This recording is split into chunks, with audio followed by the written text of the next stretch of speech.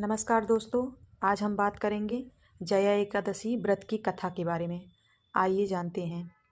धर्मराज युधिष्ठिर बोले, हे भगवान, आपने माघ माह के कृष्ण पक्ष की षटतिला एकादशी का अत्यंत सुंदर वर्णन किया।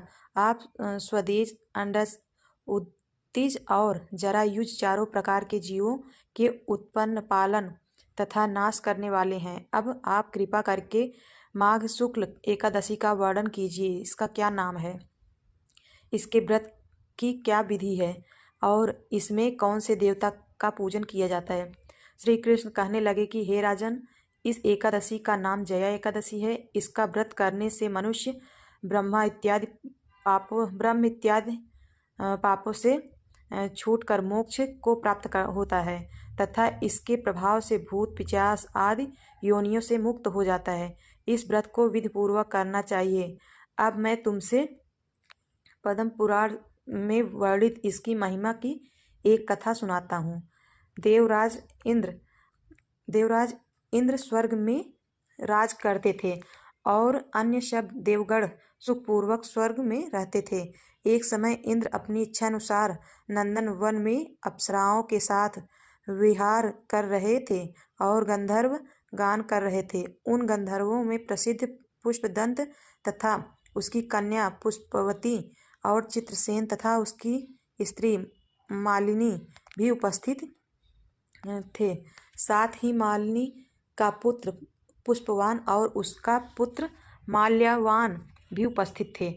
पुष्पवती गंधर्व कन्या माल्यवान को देखकर उस पर मोहित हो गई और माल्यवान पर काम बाण चलाने लगी। उसने अपने रूप, लावण्य और हाव भाव से माल्यवान को वश में कर लिया। हे राजन, वह पुष्पवती अत्यंत सुंदर थी।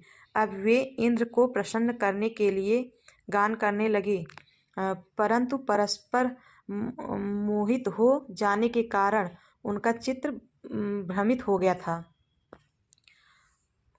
इतने ठीक प्रकार से न गाने तथा स्वर ताल ठीक नहीं होने से इंद्र इनके प्रेम को समझ गया और उन्होंने इसमें अपना अपमान समझकर उनको शाप दे दिया।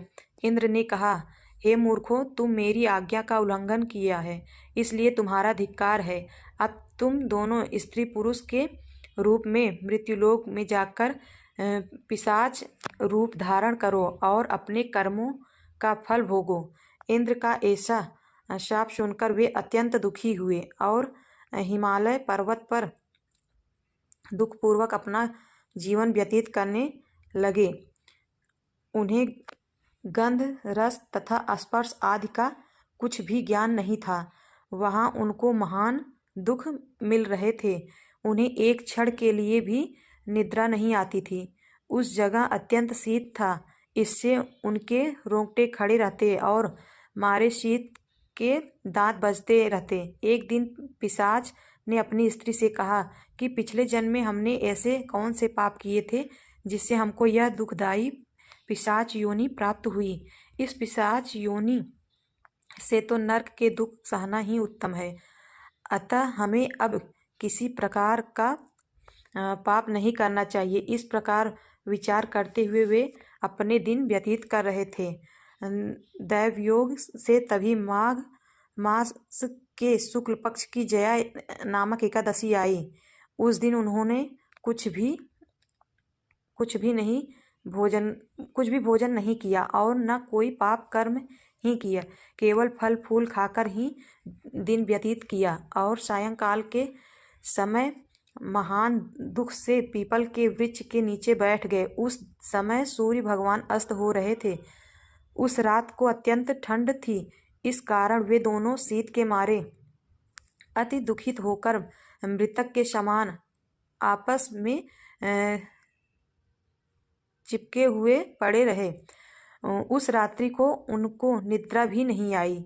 हे राजन, जया एकादशी के उपवास और रात्रि के जागरण से दूसरे दिन प्रभात होते ही उनकी पिशाच योनि छूट गई। अत्यंत सुंदर गंधर्व और अप्सरा की देह धारण कर सुंदर वस्त्राभूषणों से अलंकृत होकर उन्होंने स्वर्गलोक को प्रस्थान किया।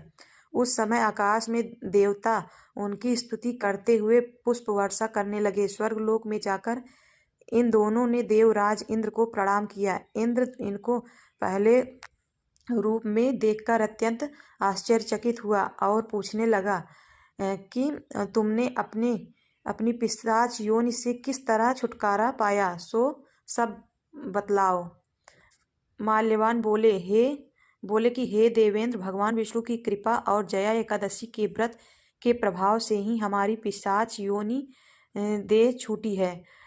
तब इंद्र बोले कि हे माल्यवान, भगवान की कृपा और एकादशी का व्रत करने से न केवल तुम्हारी पिशाच योनि छूट गई, वरन हम लोगों के भी वंदनीय हो गए, क्योंकि विष्णु और शिव के भक्त हम लोगों के वंदनीय हैं। अतः आप धन्य हैं। अब आप पुष्पवती के साथ जाकर विहार करो। श्री कृष्ण कहने लगे कि हे राजा युधिष्ठिर, इस जया एकादशी के व्रत से बुरी योनि छूट जाती है। जिस मनुष्य ने इस एकादशी का व्रत किया है, उसने मानो सब यज्ञ जप दान आदि कर लिए हैं। जो मनुष्य जया एकादशी का व्रत करते हैं, वे अवश्य ही 1000 वर्ष तक स्वर्ग में वास करते हैं। वीडियो आप लोगों को अच्छी लगी हो तो लाइक शेयर कमेंट जरूर करें। धन्यवाद।